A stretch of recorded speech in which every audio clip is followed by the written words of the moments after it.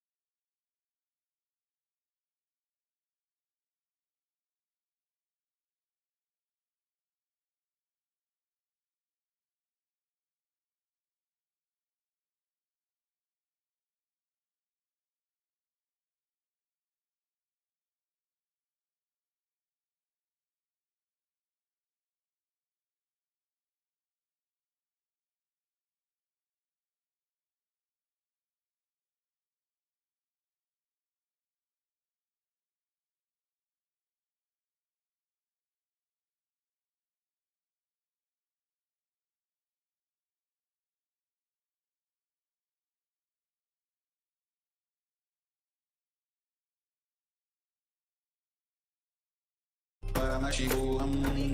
Om Nithyananda. Paramashivoham. Om Nithyananda. Paramashivoham. Attitude, the right attitude. Om Nithyananda. Paramashivoham. Om Nithyananda. Paramashivoham. Om Nithyananda.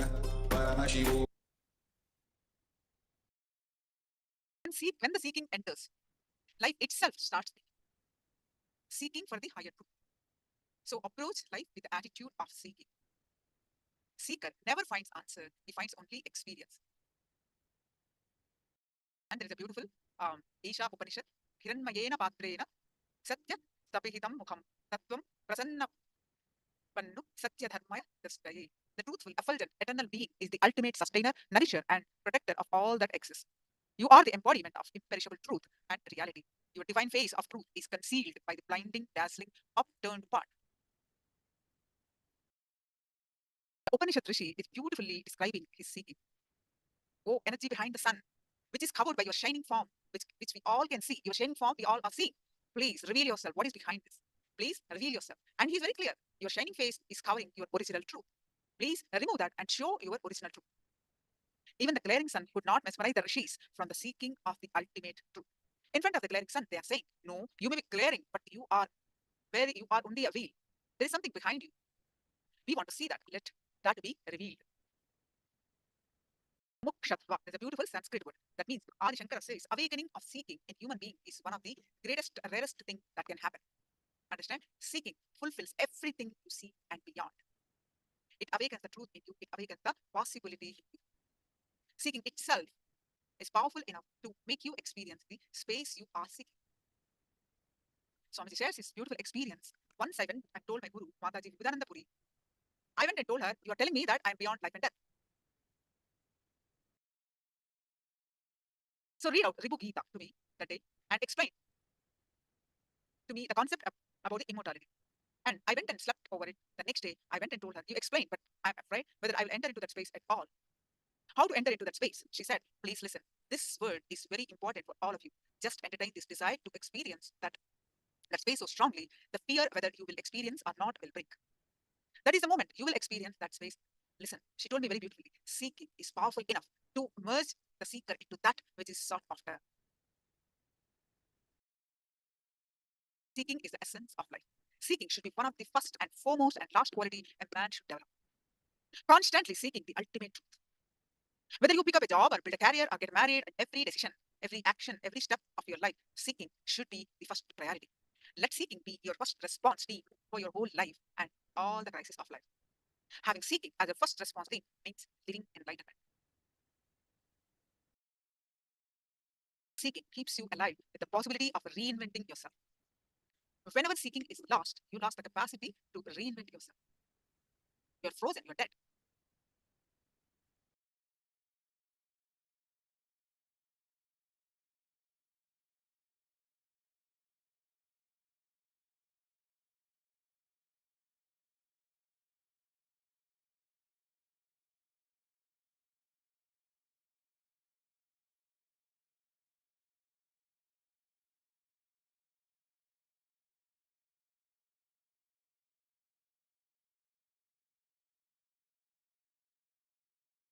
Seeking is the ultimate practice.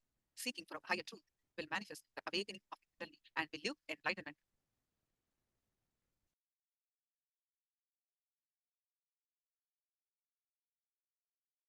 So seeking is the best strategy for any problem. Just sit with yourself and ask from where is the problem coming from? What is the source? Is it different than asking why is the problem happening to me? Contemplate for a few minutes.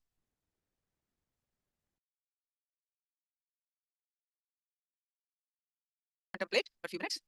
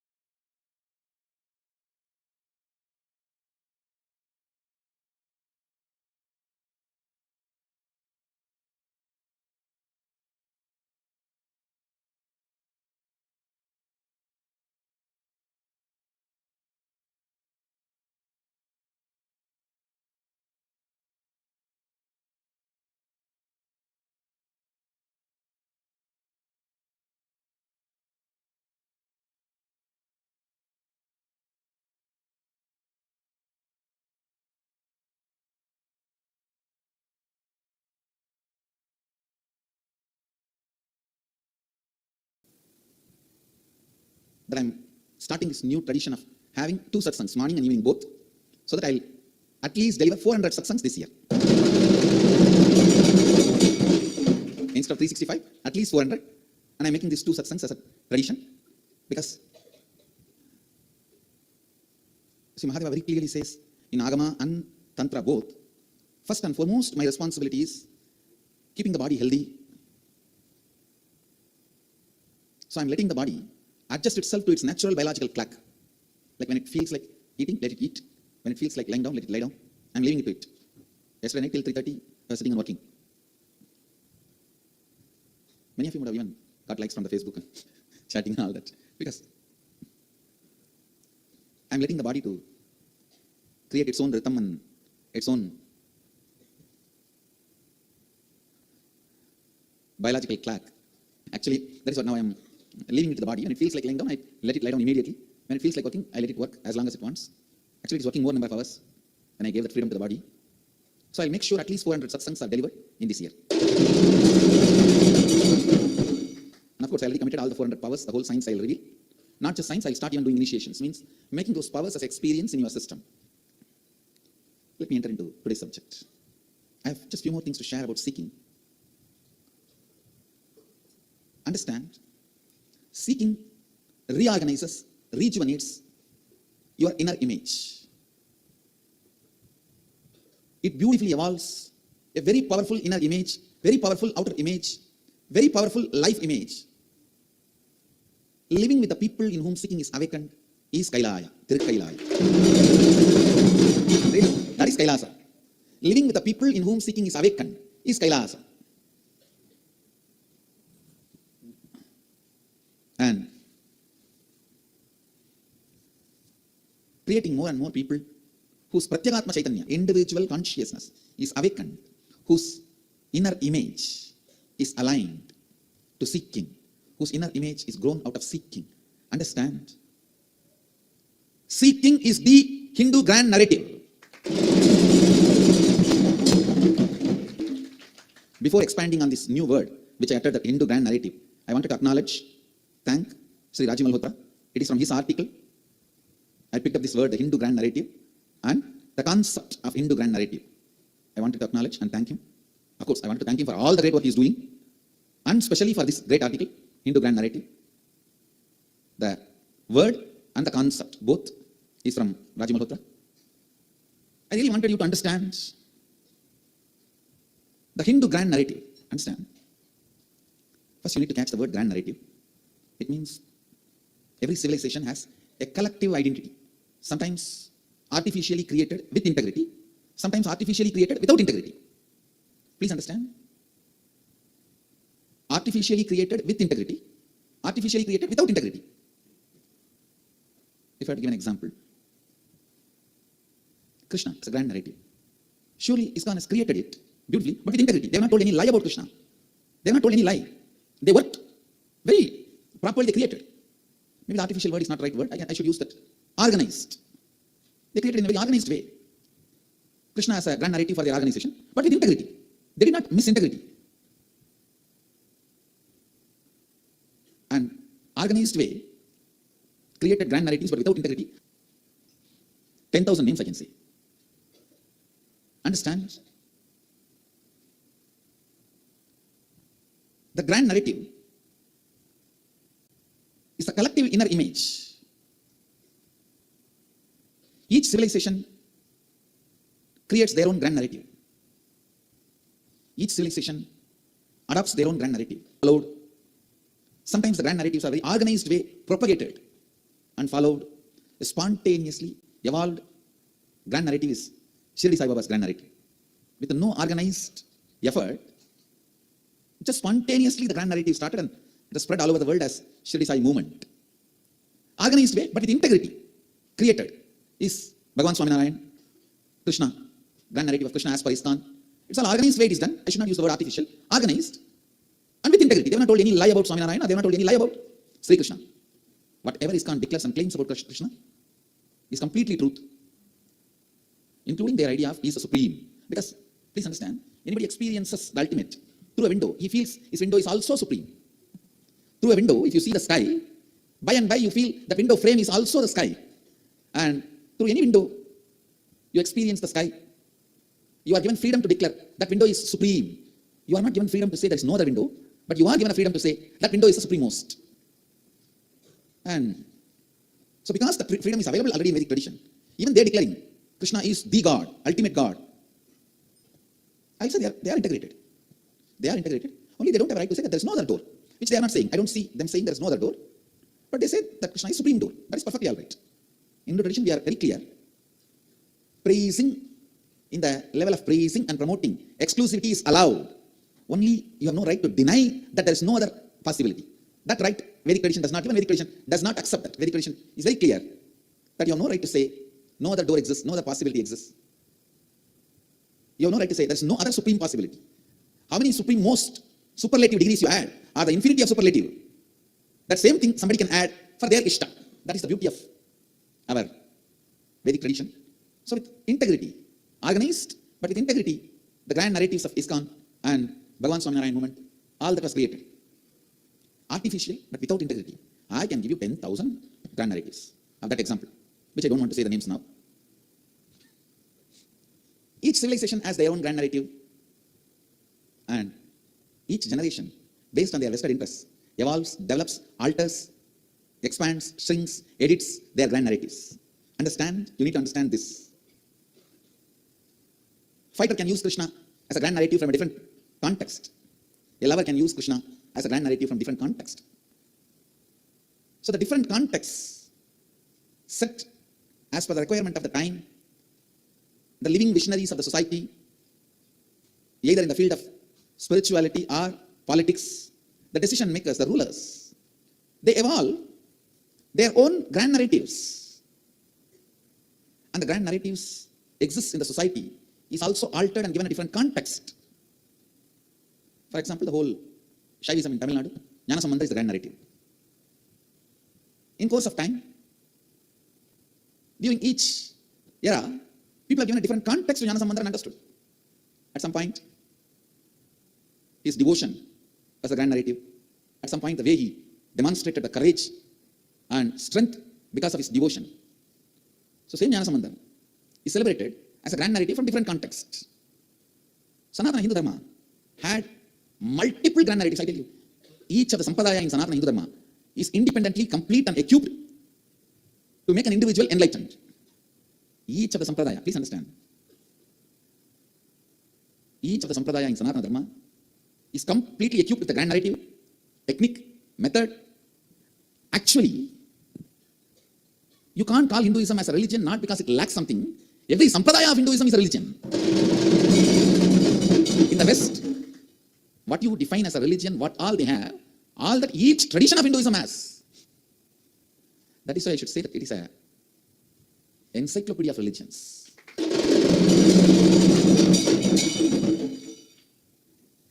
All major countries have their grand narrative. All major civilizations have their grand narrative. Based on their need and time, some grand narratives are built with integrity and some are built without integrity. But they have one. Even atheists in Tamil Nadu try to build a grand narrative of Thiruvalluvar. But one good thing is, we have tons and tons of documentation that Thiruvalluvar is one of the Saiva saint.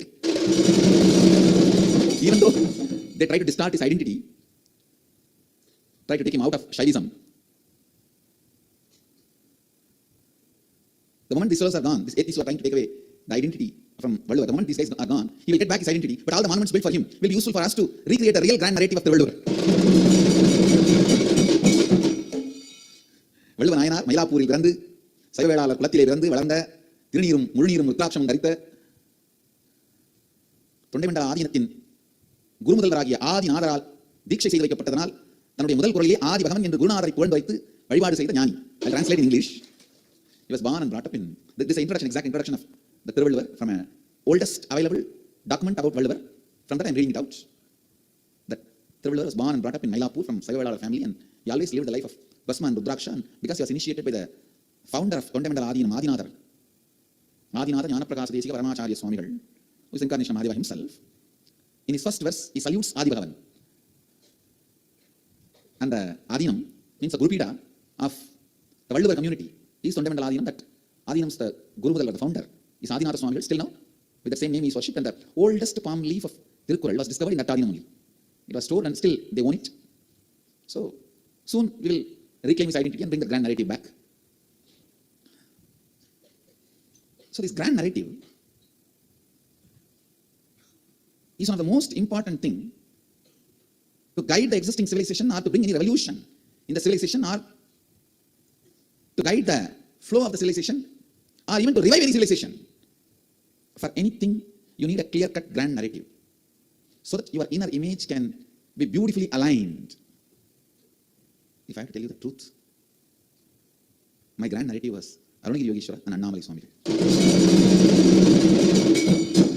All the time I will remember only these two. Any practical actions, Annamala Swamigal. Any of this mystical inner space, Arunagiri Yogeshwara. If I have to move the mountains or do something great, then immediately fall into Arunagiri Yogeshwara space. It will be done. We will win the game. And any ordinary action, facing things, first thing I'll think, at this moment, how Annamala Swamigal will respond. That is the way I grew up. Till the age of 12, my grand narrative was Arunagiri Yogeshwara and Annamala Swamigal. Every situation, I'll think how he will behave, how he will respond, how he will react. So they became my grand narrative inside. See, you need a grand narrative only then you can align your inner image to it. Need of the Guru itself is nothing but a need for grand narrative. Your need for Guru is nothing but your need of grand narrative. Whoever accepts me as Guru, for all of you I become the grand narrative without even telling. This is the way the grand narratives gets built. We had thousands of grand narratives in each locality. For example, whole Maharashtra, Jnaneshwar was the grand narrative, Sant Jnaneshwar. Whole Karnataka, Bhagavan, Basanna. He was the grand narrative. Whole Tamil Nadu, Jnanasambandar, and few more saints who came after Jnanasambandar. They were the grand narrative. If I look, what can be the grand narrative of Hinduism? It cannot just be a concept. It has to be a person, very physical, down to earth, which people can perceive in their level and play with their visualization, use it to align themselves. If a concept can be a grand narrative of Hinduism, then seeking is the grand narrative of Hinduism. It just can't be seeking. We will have to demonstrate, show the grand narrative, which can be cherished, enjoyed, visualized, played with your visualization, with which you can play with your visualization, which can inspire you to align your inner image, which can remind you again and again the highest purpose of your existence, seeking, which can raise you to the space of seeking again and again. Hindus have denied the need for a grand narrative for last at least 200 years. We have not realized we need a grand narrative. That is the collective identity for all of us. We have not realized that not having the grand narrative is something wrong. We are trying to push this problem under the carpet, saying, no. If you create a grand narrative of Krishna, then all the Shaivites will be dropped out. If you create a grand narrative of Shiva, all the Vaishnavites will be dropped out. If you create a grand narrative of Devi, all the other traditions will be dropped out. If we think we are wrong, Hindus are intelligent enough to move from one Ishtadevata to another Ishtadevata. If you have not had at least 6 Ishtadevata, you are never a seeker. If you are a seeker, you will have had at least 6 Ishtadevatas. Because every time you evolve, you will connect with the next level of definition, grand narrative you received. If you receive Mahadeva as the embodiment of enlightenment, as a description about him, at the age of 7 you may not feel connected with him. At the age of 7 you need Ganesha who nicely eats and roams around and jumps. Maybe the grand narrative of Ganesha would have been more appealing for you. And at the age of 14 the grand narrative of Subramanya would have been more appealing for you. Youth, beauty, valor, vigor. Then maybe after you face 2-3 girlfriends, then you need Mahadeva.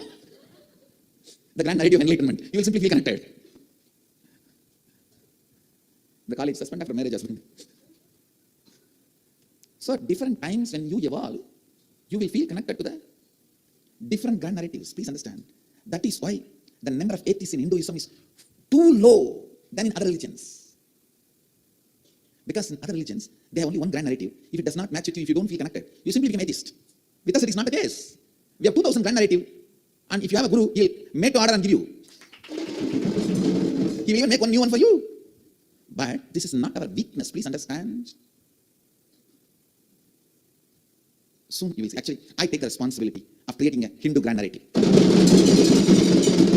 Soon, very soon, you guys will have all-inclusive but non-diluted. All-inclusive but undiluted.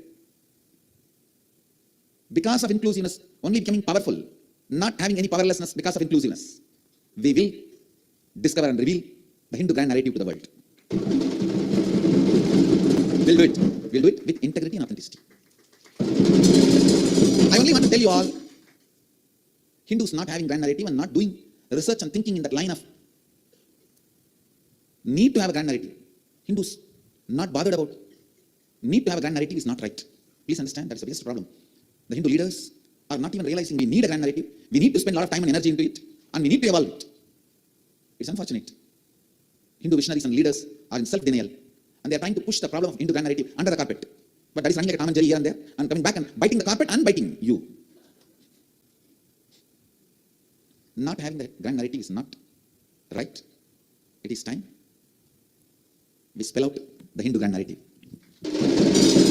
Actually, if we can make 10,000 people enlightened without Hindu grand narrative, with Hindu grand narrative, we may be able to make easily 100,000 people enlightened. Because that takes away the people's depression. That takes away the people's fatigue. That takes away the people's boredom, I tell you. Now what I am saying, all of you can understand. It's not that I never fought with Arunagiri Ishwara. I had my own ups and downs with him. But every early morning, the moment I see him, everything is over. Just like what happens to you when the curtain opens. Not only the ups and downs I have with him, the ups and downs I have with the whole world, everything disappears. Now it is neither up nor down. It's all jing chak chik. It's all now. I tell you, human beings live in the intoxication of grand narrative. And the intoxication of grand narrative is required to go through forced depression by the stupid social narratives. See, society gives you some narratives. As a mother, you should be this, this, this. As a father, you should be this, this, this. As a brother, you should be this, this, this. This all forced on you, and your biomemory is made to believe. When you face some difficulty, problems, because of the social narratives about you, the intoxication of grand narrative takes away the depression. Understand? Grand narrative is the antidote for all the sufferings you created based on your social narratives. It is such powerful inspiration to remove your mental fatigue, tiredness, and boredom. I'll come back to you soon. Today I only wanted to introduce this concept of grand narrative and need for the grand narrative to keep you seeking up and alive and active. I'll come back to you with a Hindu grand narrative soon, which will keep you seeking up, alive, and make you enlightened.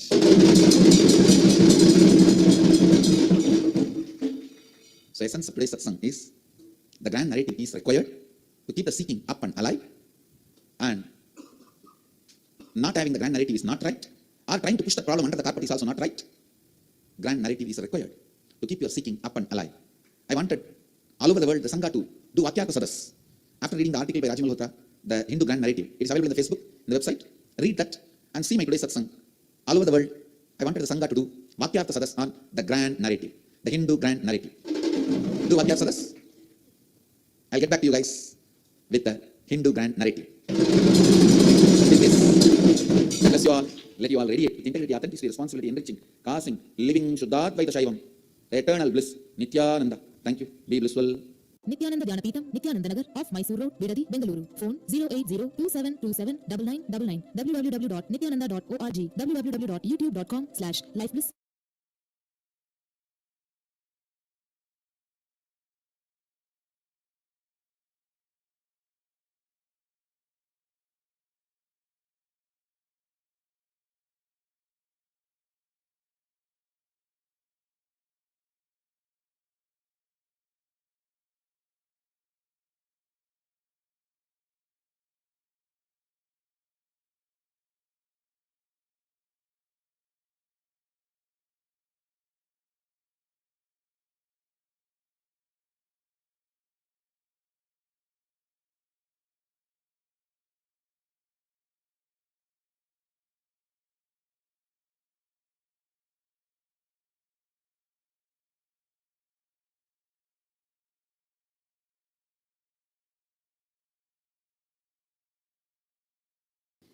And like bamboo, having friends and relatives. Bamboo will never be alone. It will be always a group. And like Nithyananda in bliss. Successful directly without my physical presence, because to create it, my physical presence was not required. So to sustain it also, it will not be required. Many communities we created. But everything needed, my physical presence, because my physical presence created. When people came together, it was their completion with me. That was the first pull. But now, for this Australia community, Nithyananda Palace, completion among themselves is the first inspiration. That is why I am telling you, this will be successful forever. This model will be successful. Happy Pongal. And happy Makar Sankranti. Happy Makar Sankranti. Happy Pongal. Like Thirunalam, in Nannadil, Yellorum, Valvangu, Valndu, Niraivodu, Nithyananda. Introduction to seeking. Today I'll explain the sacred truth of the source of seeking. Please understand. Your very biomemory vibrates. Your very biomemory actively functions only with some of the basic questions about life. What is pleasure? How can I have more? What is pain? How can I avoid that? What is life? Is these understandings help me? Is these understandings going to help me? What is joy?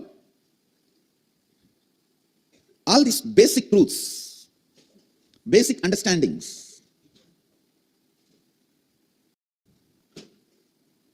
How can I experience them? These basic questions about life only continues to make you function, act. Entertaining these basic questions. What is pain? How can I avoid it? What is joy? How can I have more? what is life? Please understand. How many times you may hear answer for these questions from your father, mother, uncle, society, teacher, finally from guru. How many ever times you may listen answer for these questions? Listening to better and better answers for these questions and clicking with them is maturity. Listening your own answer and experiencing once for all is enlightenment. Understand? It's nothing but basic questions. What is life? What is death? Why suffering? Why pain? What is bliss? What is joy? How can I have more joy? How can I have less pain? What is it that is living inside me? What is it that changes inside me? What is it that does not change inside me? What is it that is making me move? What is it that is making me tired? What makes me exciting? What makes me feel bored? For these basic questions, if you have better and better answer and click with the better answers, that is called maturity. Naturally, the answer your friend gives when you are 5-year-old will be different. Your mother gives when you are 6-year-old will be different. When your father gives when you are 14 will be different. Finally, when you reach your guru, the answer he gives will be different. So clicking with better and better answers is maturity. Ultimately, clicking with your own answer, experience, and the question disappearing once for all is enlightenment. That is enlightenment. Seeking is nothing but coming back to the basics. That's all. Seeking is nothing but coming back to the basics. Seeking is nothing but taking up a life without vacation. That's all I'm telling you. See, vacation is nothing but the questions which you don't want to face, pushing you not to live the life you are living. Please understand. The questions which you pushed under the carpet are jumping from below the carpet, and sometimes it even bites the wrong place. Now from carpet, if it jumps which part it will catch. That is what is the nagging you feel for the need of vacation. If you are living in a space, the very idea of vacation disappears. You have clearly ironed out your life. You don't need to stand anywhere waiting for something. Vacation, what is vacation? It is just waiting that you will get out of the life you are living and go somewhere and you expect you will get something. I was reading one-liner. In college, if you stand outside the gate, suspend. The college is when you get suspended, you stand outside the gate. In college, if you stand outside the gate, suspend. After marriage, if you stand outside the gate, husband. That's all. No, day after tomorrow, Arunachaleshwara himself will be standing outside the gate. If you go to Tirunelveli, you will see the festival. Day after tomorrow, there is a festival where Mahadeva is locked out by Devi because he went and gave liberation to Bringi Rishi, who was worshipping only Mahadeva, who was not ready to accept Devi. And finally, Mahadeva thought, after all my disciple, how can I forsake him? And he went and gave liberation to him and came back, and Devi locked the place and she did not allow him inside. Even Mahadeva got locked out. Finally, Sundara has to go. Sundara was very close pet of Devi. So he has to go and do some patch of work and do some mediation. Finally, Devi said, all right, open the door, and she allowed Mahadeva inside. Anyhow, if you are thinking you have to go somewhere and stand for some joy or something to happen to you, you are just pushing all your basic questions under the carpet. No. Catching, understanding the life where boredom becomes meaningless, vacation word becomes meaningless, where life itself becomes vacation. You are doing continuously something which you are enjoying, cherishing, feeling blessed constantly, feeling blessed constantly. So come back to the basic questions. That's all I call seeking. And stop cheating yourself with the answers with which you are not clicked. Please understand. Sometimes you talk stupid. You talk big philosophy to others. I have seen some of this, even this ashram is doing. I am complete. And I am at the feet of Swamiji, as Swamiji wants. Yeah, I am Swamiji. I tell them, yeah, I am Swamiji. I am telling you, you are not. Then they say, no. I am living as per Swamiji only. See, you can do all this cheating to others. What about yourself? So do not hide, escape with the answers with which you are not clicked. Means the answers which has not become your biomemory and cognitive shift. Don't try to use those answers to attack others or hide yourself or lie to yourself. No. That stupidity will only push you into the hell. Any answer you give should have become your biomemory and clicked with you. Your cognition. It should have become your cognition. Come back to basic questions. Make this seeking and the matured answers as part of your cognition. As you all may be aware, tomorrow the LSP process is there. living Shuddha process, especially I'm going to do a very important muscle memory process. Awakening the God particle and making your muscle memory pure and clean and awakening. It's a very powerful process. I'm also doing some of the important things in the campus, Bidadi campus. Today, 11 more people are going to be initiated as ashramites in Bidadi. Everyone in the Melbourne Palace, the whole team also, I accept all you guys as ashramites. That same team is going to be staying there. That same group, am I right? So, how many? Six.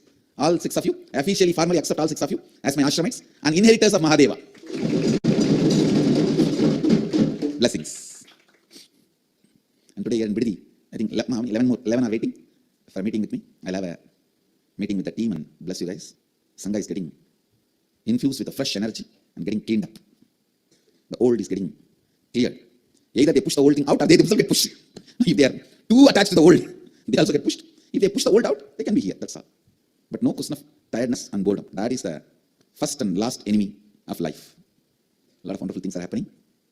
And so the essence of today's satsang, come back to the basic questions and grow with more and more matured answers. Click with more and more matured answers. So, with this, today I give darshan from here itself, and we'll have Kalpatara darshan maybe tomorrow, day after tomorrow. Now with this, I bless you all. Let you all radiate with integrity, authenticity, responsibility, enriching, causing, living Shuddhatvaita Shaivam, the eternal bliss, Nithyananda. Thank you. Be blissful. Nithyananda Nithyananda Nagar off Mysore Road,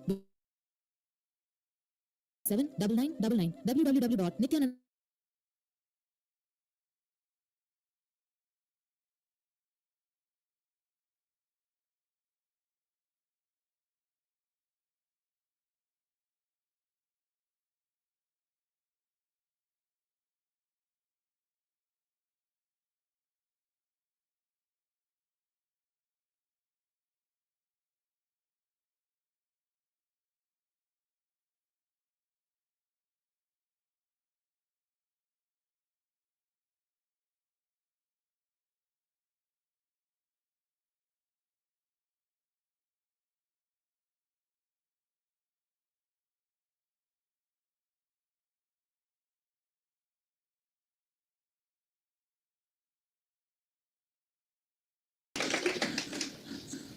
Tirumula Vedam, Siva Yoga Vedam means the form of Mahadeva.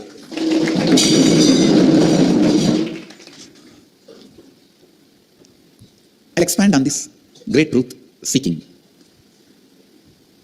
Understand, one part of you feels so strongly that you are going to exist forever and you don't need to worry about the questions of afterlife. It is like whenever you see people dying or you hear the news of somebody's death, you always think for a few seconds, what will happen to me? And then somehow, you enter into a conviction you are going to exist forever, or the problem is not going to come immediately at least, or you just decide that you don't need to attend to this question, at least now.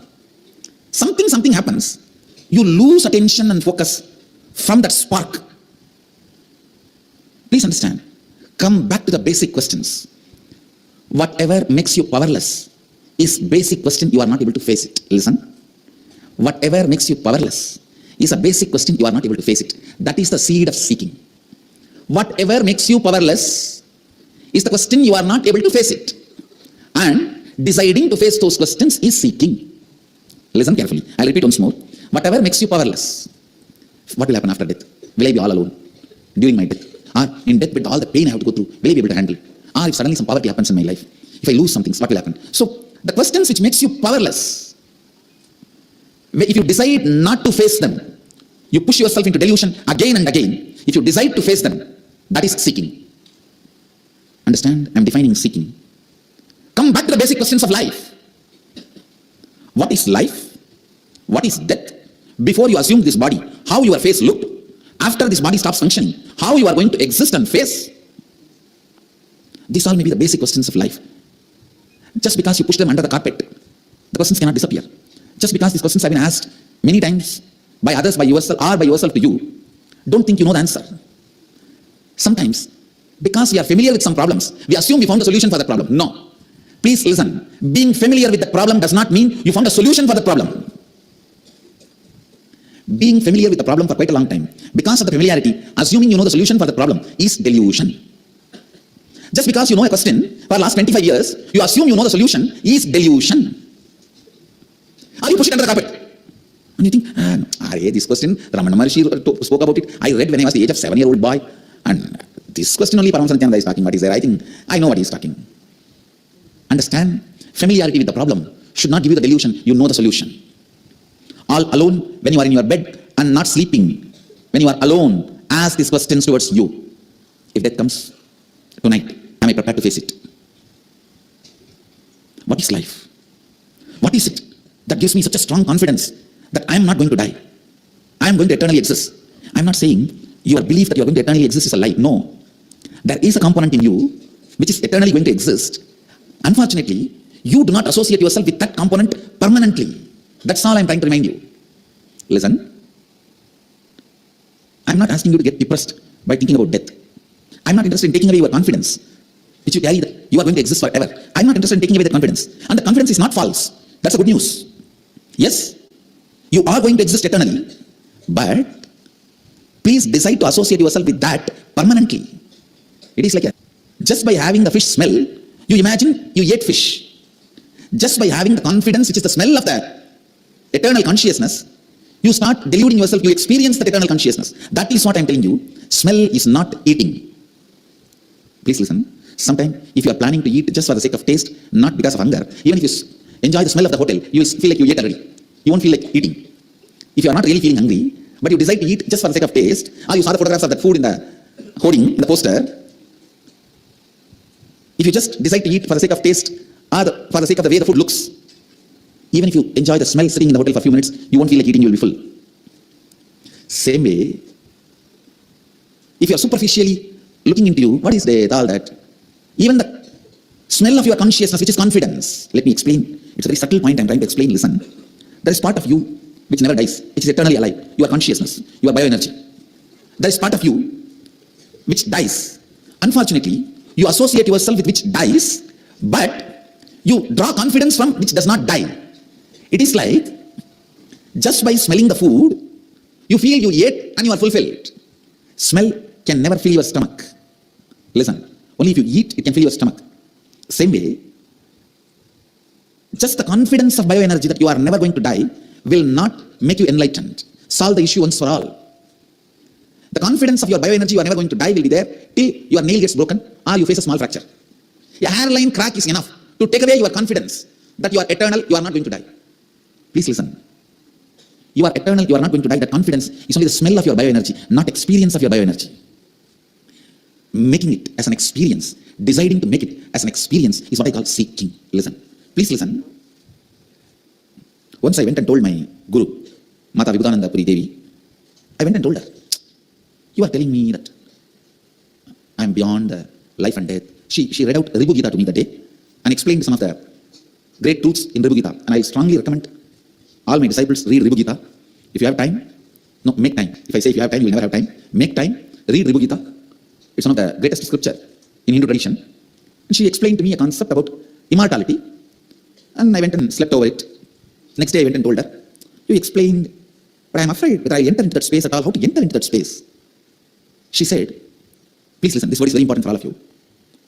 Just entertain this desire to experience that space so strongly, the fear whether you will experience or not will break. That is the moment you will experience that space. Listen. She told me beautifully, தேடுதலே தேடுபவனை தேடுவதற்கு ஆக்கி கேடில் செய்யும் சக்தி வாய்ந்தது. In Tamil she said, I'll translate in English. Seeking is powerful enough to merge the seeker into that which is sought after. She said beautifully, what you are seeking, entertain that is intelligent enough to break the fear whether you will achieve it or not and make you enter into that space which you are seeking. It was such powerful kick for me, I tell you. This is the key I used to experience everything described in Agama and Tantra and Vedanta and Yoga. This is the master key. This is the master key.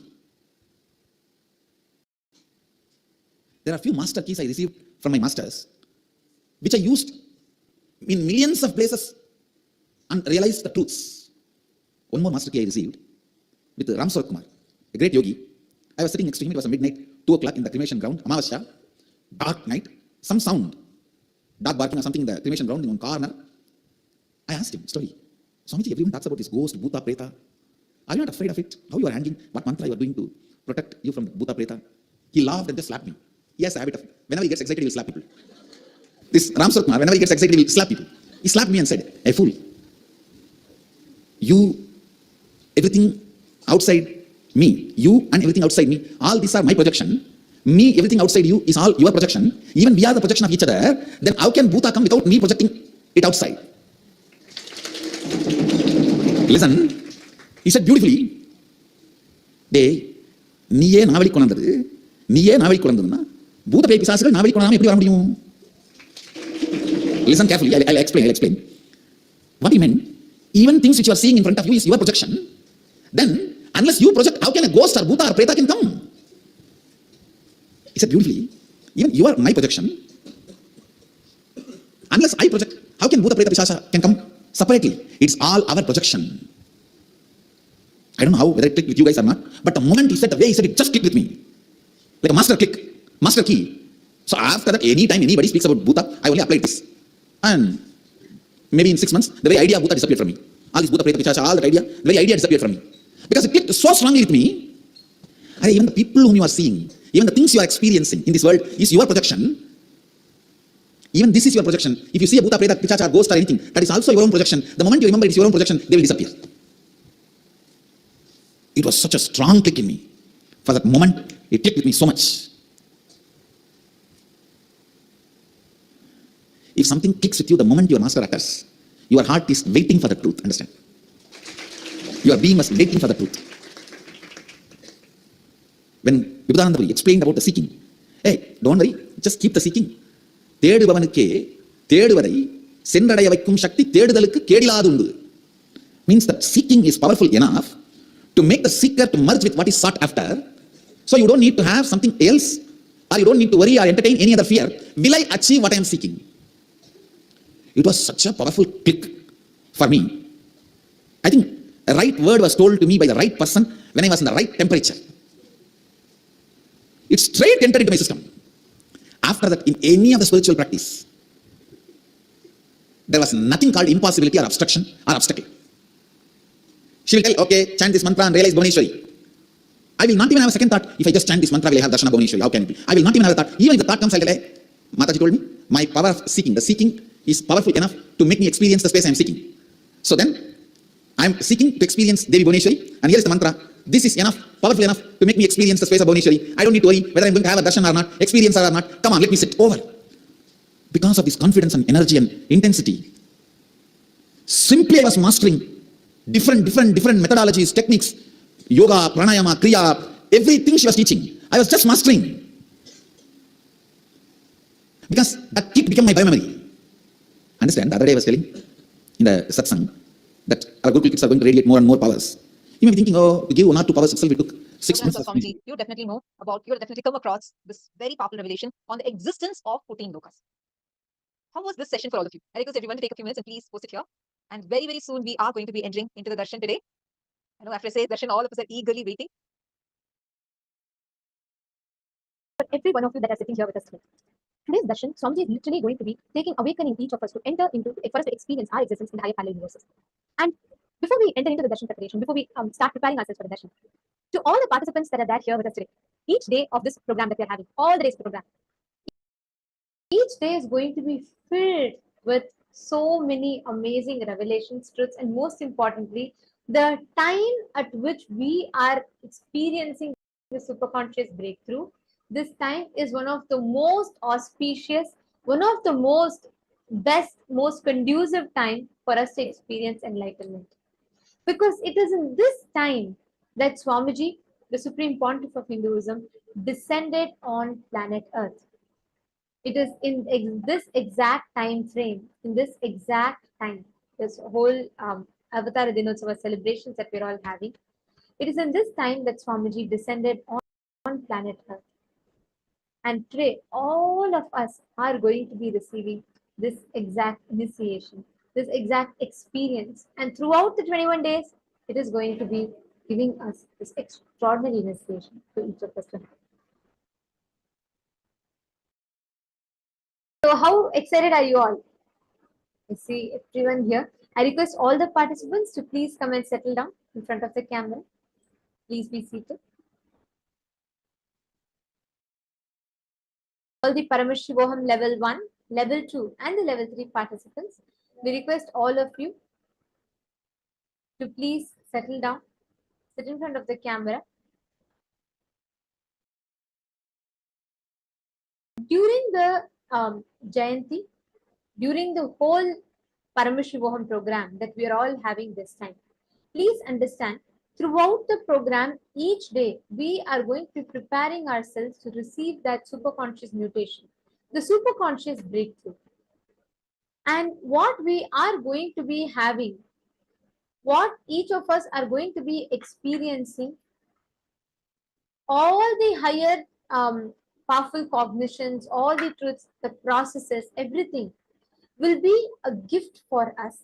Just we do not need to put in any effort. We do not need to make any separate. It's not based on our qualifications or ability, but purely just by the love of the avatar, Swamiji will be gifting this science to all of us.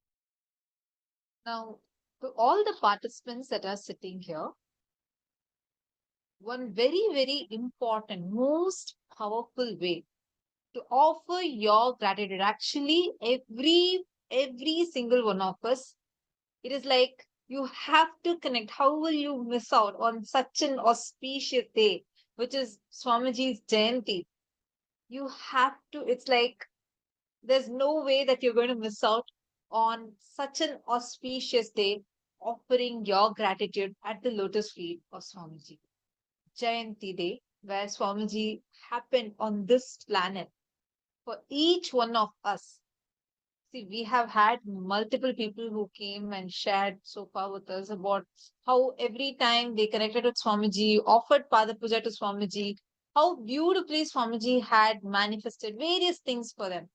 We saw people walking out of most fatal diseases, people's lives being saved, or career opportunities, any of those things, whatever they wanted. Yes, anything you want, you can manifest it. But this Jayanti day, the day when Swamiji had come to this planet for each one of us, it's very, very, very auspicious for you to connect to Swamiji and offer your love, your gratitude as Pratyaksha Pada Puja. And anyone, whoever wants to offer Pratyaksha Pada Puja to Swamiji on the Jayanti day, you can take a few minutes and please leave a message here in the chat. And Pratyaksha Pada Puja is one of the most amazing, one of the most sweetest ways that you can experience, that you can connect to an avatar. See, please understand, each of us have unique aspects, unique dimensions that we experience in life. We have Swamiji as our friend, we have Swamiji as our guru, we have Swamiji as our mother, father, and so on and so forth. We have so many different ways in which we connect, we relate, and we experience Swamiji in our lives. And on the day when exactly when Swamiji manifests on planet Earth, exactly 45 years back, in this very time, Swamiji, the Supreme Pontiff of Hinduism, the Paramavatar of Paramashiva, had descended on planet Earth. And connecting to that energy, understand, Jayanti, why the Jayanti is celebrated is because the whole cosmologically, every planet, every position is aligned to make the enlightenment process happen. The whole process is aligned, the way the planetary positions are, the cosmos manifests itself, everything manifests in alignment to give us the experience of enlightenment. That is why it is so powerful to connect to an avatar in that time period. And most importantly, we all have had Swamiji in our life who's been showering us with all the amazing initiations, powerful cognitions, just being there in our lives. And this is one of the most powerful, one of the most profound reasons that you can manifest, that you can experience, connect to an avatar in this time phase. So every one of you that are sitting here with us, each of you that are here, Jayanti is a day that we should not miss. Jayanti is a time that you should really take to connect to an avatar, connect to Swamiji. And each of you that are here can connect on the Jayanti day. One of the best ways is to offer the Pratyaksha Pada Puja. Machingo, you're asking if you can offer the right next day of the Jayanti. Yes, actually, ma'am, the Jayanti celebrations are the full 21 days is part of the Jayanti Brahmotsavam. We are not celebrating just that one day alone. We are celebrating the full 21 days. Each day of this program is part of this Jayanti celebrations. So definitely, yes, you can offer. Do let us know. Actually, any of you, even if you have even your birthdays this time, any special day you have during this Brahmotsavam, any one day is a very special day for you. Do not miss offering the Pratyaksha Pada Puja on that day to Swamiji. It's very, very, very powerful way to offer your gratitude. Actually, there's a very beautiful shloka. There's very beautiful stotram in Sanskrit, sung by Sri Adi Shankaracharya. In Hinduism, if you see, the whole essence of the cosmos. Today, we all learned about cosmos, and we all learned how to connect with the cosmos, vertical time zones, our higher existence, everything.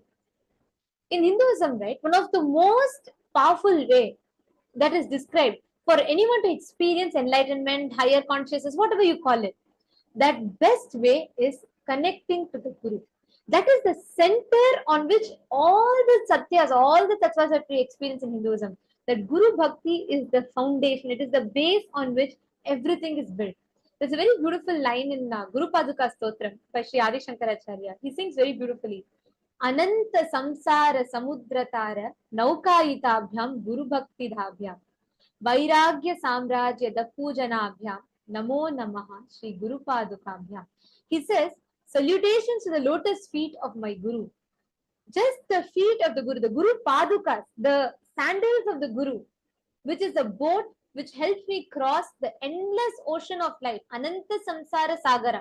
The whole Ananta Samsara, all the bondages, all our suffering, everything, that whole ocean of what we call as delusion, misery, that Guru Paduka is the boat that helps us cross the ocean of all these bondages and suffering. He goes on to sing, this just the Guru Padukas which endows me with a sense of devotion to my Guru, and by the worship of which I attain the ultimate renunciation. She sings so much about Guru Padukas which helps him connect to the Guru. Understand, Pada Puja is one of the most powerful, one of the most sweetest way that you can connect. You can experience the avatar. You can make your offering of love and gratitude to the avatar. The whole offering of Pratyaksha Pada Puja, right? It is an experience where you will feel. Swamiji has given us the science of, knowing, introducing us to ourselves, making us understand we are not who we think we are. We are Paramashiva, we are divine. And the phenomenal experiences that Swamiji has given us, whether it is the power manifestation, healing, or just merely his happening in our life. What can you give back to such a person who is the cosmos itself? What can you give back? How can you make your statement of love? Because no amount of money, no amount of time, no amount of words, no amount of deeds can do something that can do anything to equate to what an avatar does in our life, what Swamiji has done to our lives. That is why this is very beautiful tradition of Pada Puja, where the ultimate declaration comes from the disciple. The disciple says, there is nothing that I can offer to you which can equate, which can even match 1% of what you have done to my life. And therefore, I offer my love, my gratitude to you. That is the only thing that I can do. That is Pratyaksha Pada Puja. And imagine being able to offer Pratyaksha Pada Puja to Swamiji on the day of his descent on planet Earth. And also understand, firstly, having an opportunity, an ability to offer Pratyaksha Pada Puja to living avatar, that itself is extremely rare. You're getting that as an opportunity only if you have done janmas of tapas. Otherwise, you will not even, even if you are able to hear this, you may not even have the intention. But if you have even the slightest desire, oh my God, I do want to experience that space. How is it to sit at the feet of Swamiji? How is it to experience that space to offer my gratitude to Swamiji? Understand that means you have so much of punya. You have done so much of tapas that an avatar has manifested for you in your life while you are physically in the body, while the avatar himself, Swamiji himself, is physically in this body, and Swamiji is making himself available to offer the Pratyaksha Pada Puja, right? Even more rare is that exactly when the cosmic alignment is there, when Paramashiva himself, the cosmos's ultimate love statement, is Swamiji descending down. Extreme compassion, Swamiji descending down in this form, making himself available to us on that extremely auspicious cosmological alignment, and with the living avatar, Swamiji himself, you getting a very, very, very rare opportunity to sit at his feet and offer Pratyaksha Pada Puja. Anybody who all here feel like I really want to offer. You may have obstacles. You may feel like this may not happen. Maybe I may not be available on that day. I may not have time. I may not have funds. You may have lot of reasons, but you have the desire saying, I really want to try it at least. I want to experience that space. Who all have that? I request you all to put yes in the chat. If you feel, I do have that intention. You may have obstacles, but if you have intention, please take a moment now and please put in the chat. See, understand that all of you be very clear. See, yesterday we learned, right? Icha Shakti is more powerful than Kriya Shakti. It's way, your just an intention is way more powerful than your actions or anything else. When you hold a strong intention, simply you will get the opportunity to offer. And we are having this 21 days of grand celebration. Whoever is having an intention to offer Pada Puja to Swamiji on this auspicious day, the descent of Swamiji, when Swamiji has happened for each one of us in this planet, take a moment and please post it. And many of you have asked which date it is. Every day of the program you can offer, but on the day of Jayanti specifically, if you're looking to offer, it is on the 4th of January 2024. On the 4th of January 2024, it's the best way you can start your new year. You can start your year by offering Pratyaksha Pada Puja to Swamiji. So start with on the 4th of January 2024, you can offer Pratyaksha Pada Puja to Swamiji. There's that wonderful opportunity where you can sit at the feet of Swamiji, offering your love, offering your gratitude, and receiving the blessings from Swamiji himself. That is why Paramashiva very beautifully reveals to Devi in Guru Gita. He says, Dhyana Moolam Guror Murtihi, Puja Moolam Guror Padam, Mantra Moolam Guror Vakyam, Mukti Moolam Guror Kripaha. He says, the original root and essence of dhyana, meditation, is a form of Guru, Guru Murti, and the Guru's embodied form. And Paramashiva says, the original root of worship is Guru Padukas, the Guru's Padam, the feet of the Guru. The original root of mantra is Guru Vakya, the words of the Guru. The original cause of liberation is Guru Kripa. Just by the grace of the Guru, you get liberated. Paramashiva himself tells that the original source of worship, you can do any number of things. But this Guru Paduka, the connecting to Guru, offering, connecting to the lotus feet of the Guru and offering your gratitude is literally you making a declaration. It is like, you may have all these efforts and people. I'll just give you an example. Let's say you put so much of years of effort and you try to study, you learn a software and everything. And by the time you start using that software and there's another software in the market which is just everything is templatized and you just use it and it's just 5 times or 10 times more faster. Literally, Pada Puja is like that. You can do years of penance, tapas, all of it. Or just through one Pada Puja, you can burn your janmas of karmas and you can experience that deep, powerful feeling connection with Guru.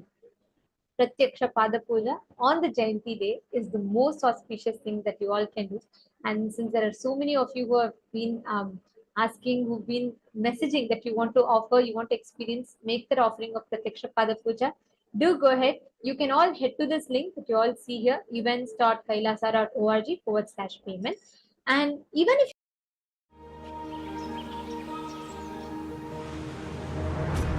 Every time someone tells you they vacation in the same place every year, it should really make you wonder.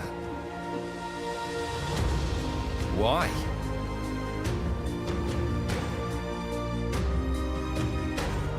Travel like you mean it with IHG Hotels and Resorts. 18 hotel brands, 6,000 global destinations, one loyalty program.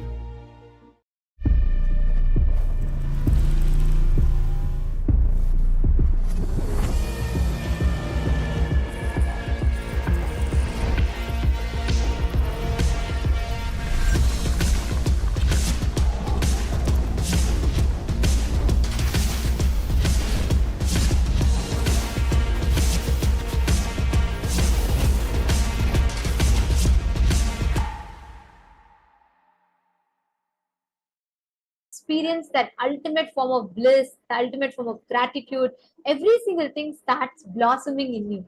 And there is a most powerful way you can awaken yourself to your highest existence.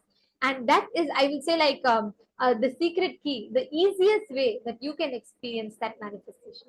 So I do see so many of you who are asking the day.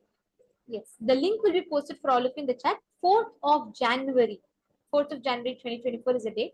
But you can offer any time that you want. You can offer it during the 21 days of the program, because all these 21 days is part of the Jayanti. It is part of the Jayanti Brahmotsavam, where each day one attribute, one aspect of Swamiji is worshipped.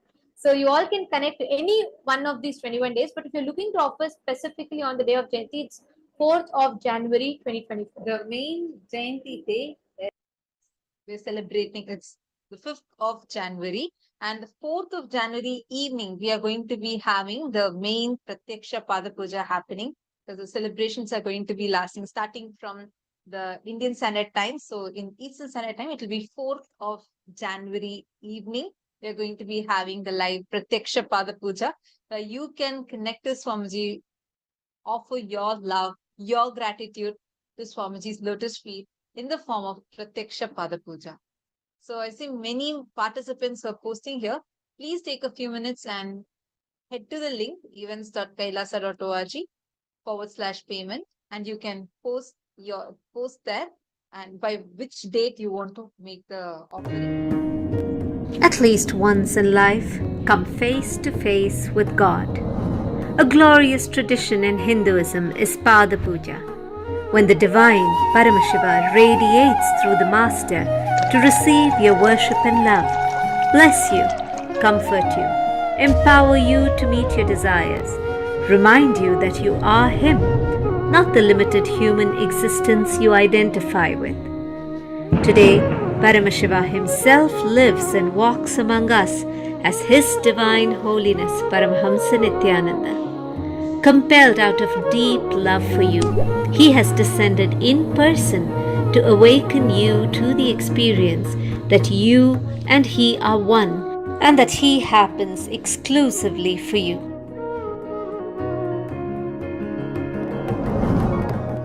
If you decide you, me, you, I'll give me to you. Come experience the ultimate, the Parama, that you possibly can. Allow yourself to receive what God has personally come to tell you. Come sit at His feet by performing the Pratyaksha Pada Puja. Pada Puja is the most sweetest, the most beautiful way that you can connect to an avatar. The experience of Pada Puja, you being able to connect to the divine in His Paramavatara, in His manifestation, is Pada Puja. Do not miss Pada Puja. To all the participants that are here, each of us have been blessed, bestowed, and showered with various different manifestations, various different experiences, various different miracles that we've had in life. And ultimately, the most auspicious, the most powerful feeling connection with Paramashiva himself in his physical form as Swamiji. And Jayanti is the time that we all should celebrate the most, because we have received the greatest, the best gift of our life in the form of Swamiji, just through the Jayanti. So every one of you that are here, take a few minutes and you all can go ahead and you all can register here. If any of you have any questions, please feel free to post in the chat and we'll be attending to the questions.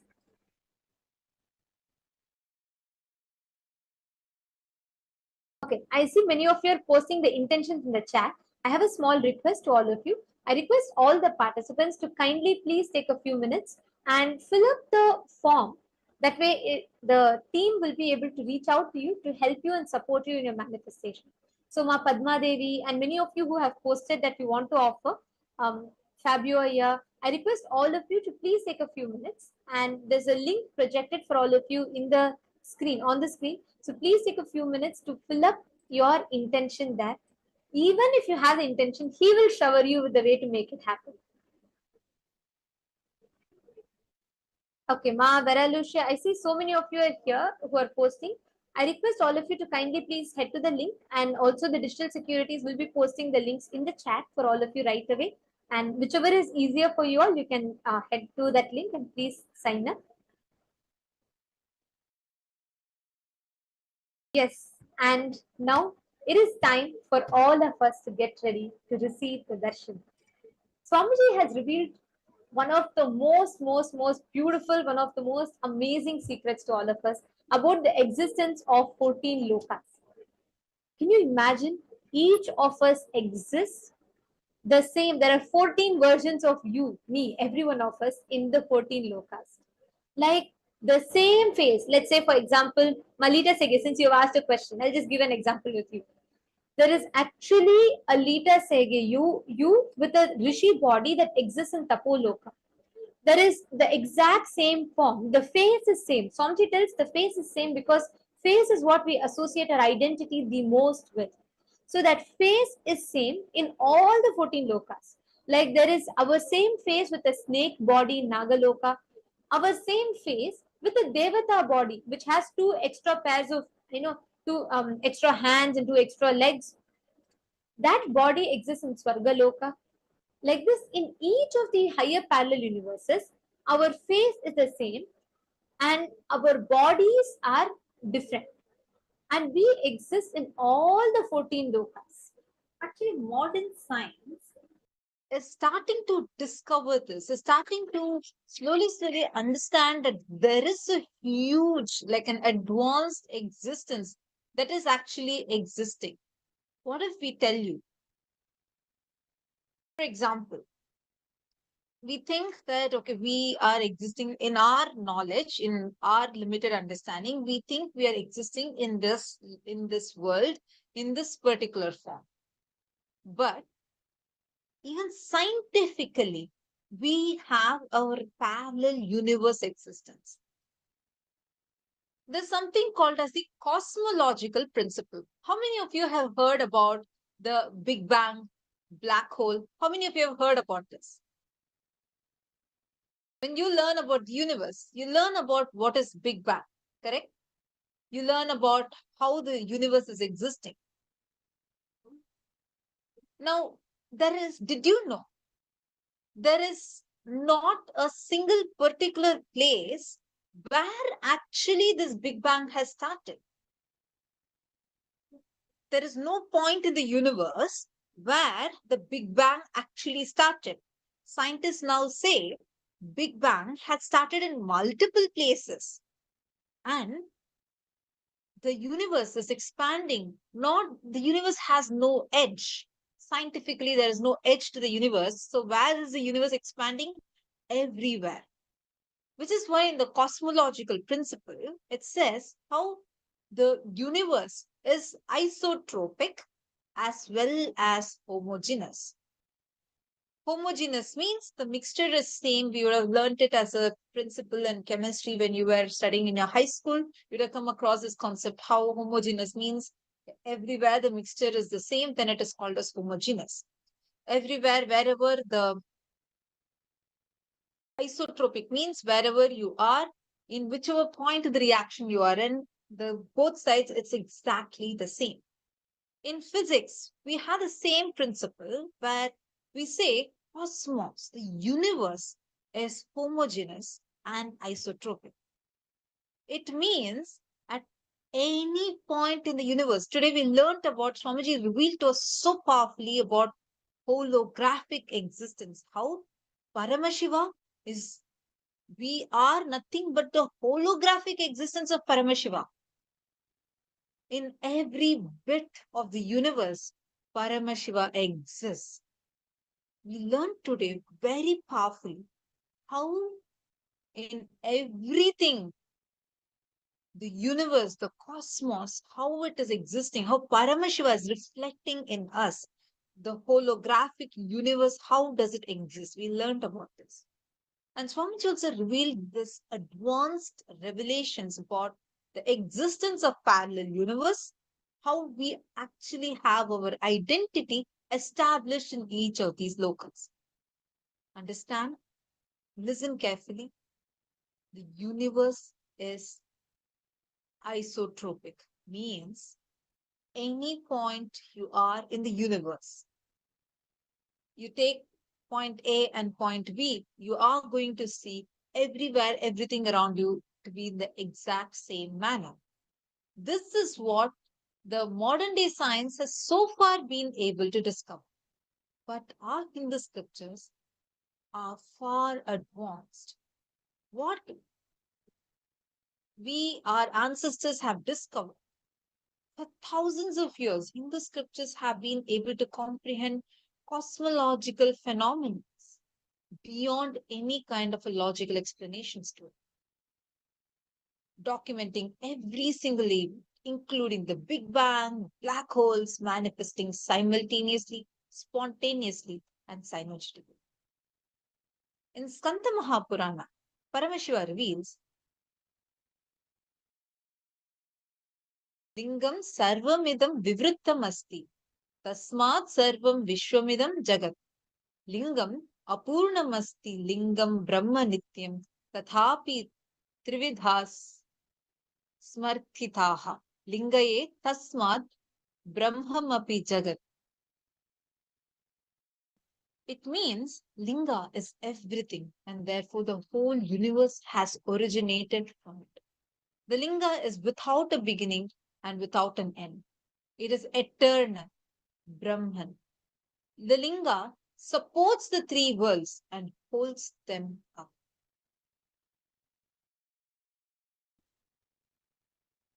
This is clearly stated in multiple other scriptures how the whole universe is in the form of a Linga.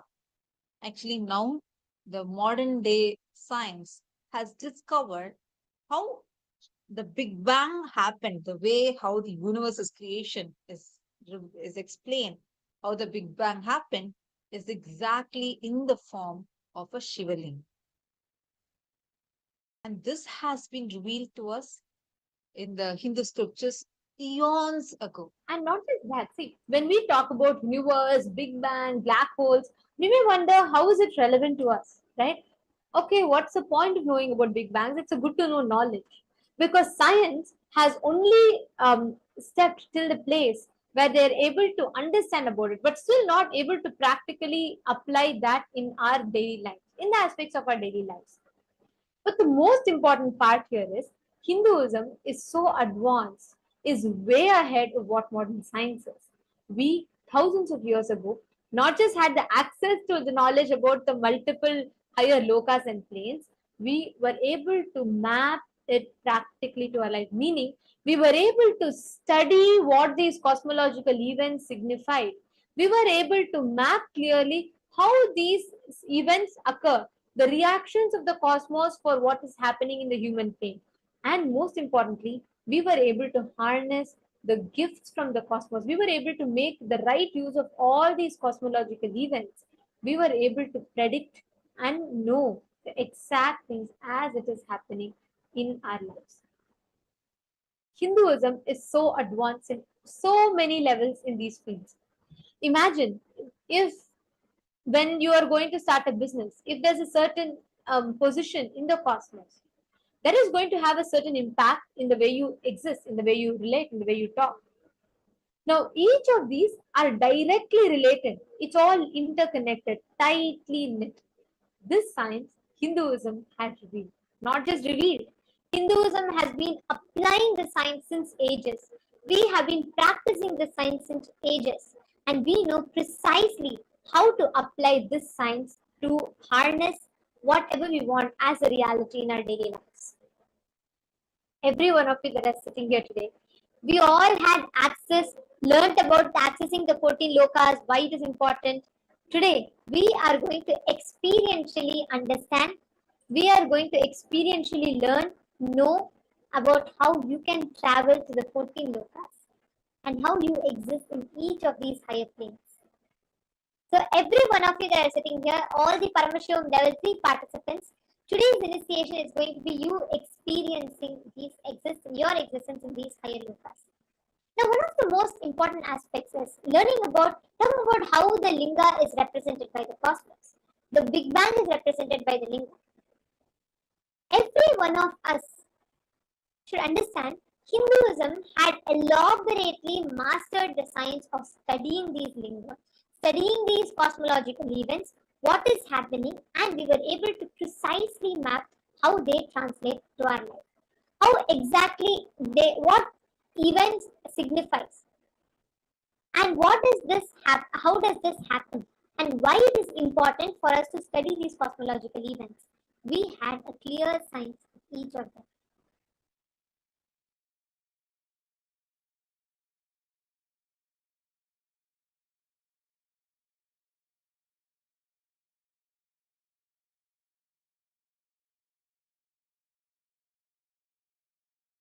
Understand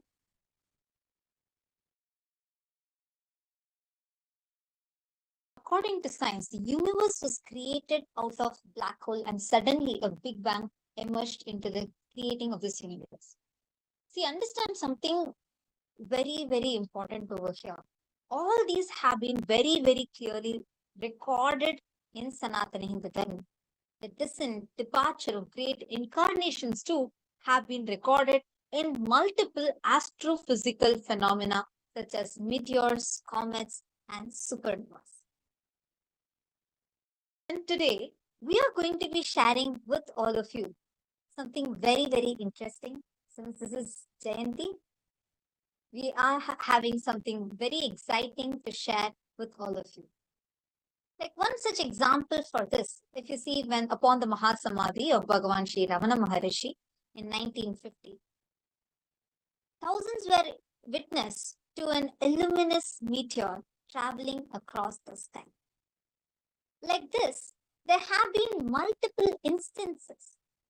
Our scriptures have recorded these, and there are clear predictions of clear methodologies of how to predict these and how these cosmological events happen. And most importantly, how to study these.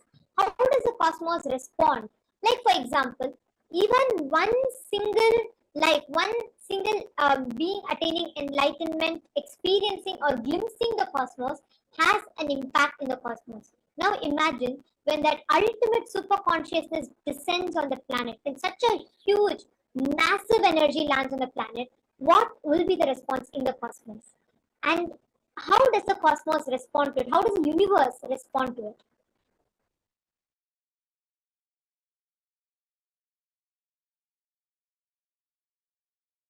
This is something actually very, very interesting. Paramashiva has assumed so many forms. Various different avatars he has come down as in various forms. But coming down as a Purnavatara and his ultimate manifestation as the Paramavatara of Paramashiva is in this most compassionate, beautiful form as our Guru, the Supreme Pontiff of Hinduism. And this event left a clear mark in the night sky. And that is exactly what we are now going to be sharing with all of you. What happened on the 3rd of Jan 1978. Let's start with the birth. let me describe exactly the experience of birth. The experience itself is really wonderful. There was no dual or two things. First, it can be said even in the way like a light covered by light. There was no experiencer and experience separately. There was only one consciousness, which is intelligent, which is alive, and which is enjoying itself. First, it was just the Satchidananda, nothing else. I was conscious, I was alive, and I know I was alive, and I was just enjoying that I am alive. I exist. Suddenly, in a very vague way, one small light. Please understand, I am explaining frame by frame what happened during my birth. The first frame was a light in somewhere around South India, Southern India. But I do not know at that moment it was Arunachala or something like that. Just somewhere around Southern India. That was the first slide, first scene. The next scene, like a star, shooting star, I was just pulled by that light. The third scene in my consciousness was the Arunachala. By now, I know I already taken the body.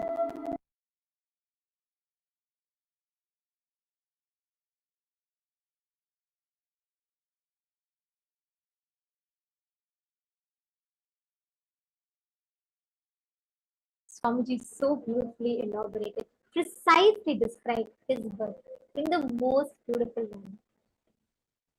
On the 3rd of January 1978, as an answer to the prayer of millions of beings on planet Earth to raise the consciousness, to give a superconscious breakthrough to humanity, the avatar of Paramashiva descended on planet Earth, assumed the form as the supreme pontiff of Hinduism, Bhagavan Nithyananda Paramashivoham at Swamiji, on the 3rd of Jan 1978. Swamiji described, Swamiji in this particular video that we all saw, Swamiji described precisely frame by frame how Swamiji's descent happened on planet Earth. And one of the most important factors that Swamiji said was he saw a huge, like a beautiful bright light. And the next moment, Swamiji felt like he was just being pulled planet Earth like a shooting star. And then Swamiji saw Arunachala and Swamiji realized he's assumed the body. Now, this event, as described by the avatar, on that very day, on the 3rd of Jan 1978, Paramashiva descended into the human form, leaving an undeniable record of his happening in the night sky, precisely as Swamiji himself revealed, precisely as Swamiji described. Science happened to catch up with it. Science happened to trace and see this. What Swamiji described, the event, the bright light, and Swamiji, like Swamiji described, like a shooting star being pulled down, that was precisely recorded. This cosmological event has been clearly recorded by science.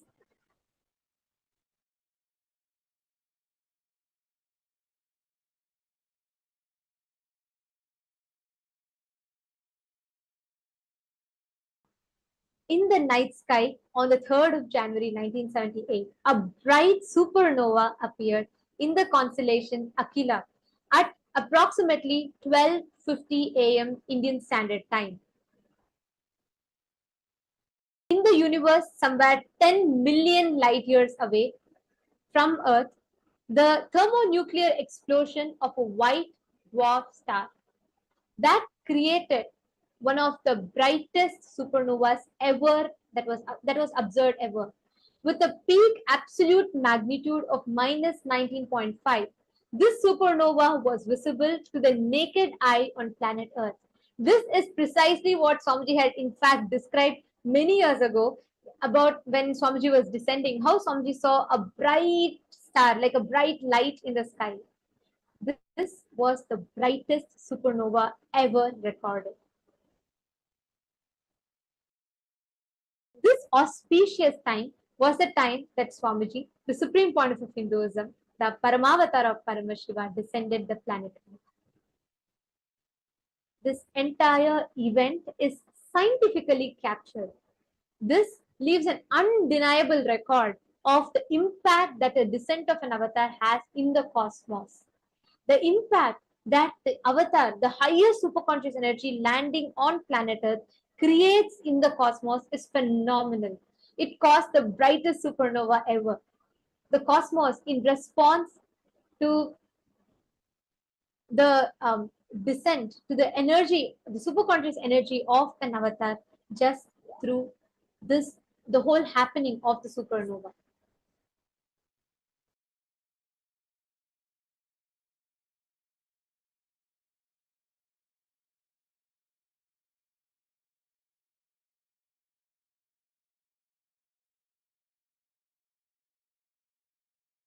Designated by the name SN 1978 by the astrophysicists, this supernova was visible in the night sky from the 3rd of Jan all the way till the 7th of January. It was Jan 3rd, 1978.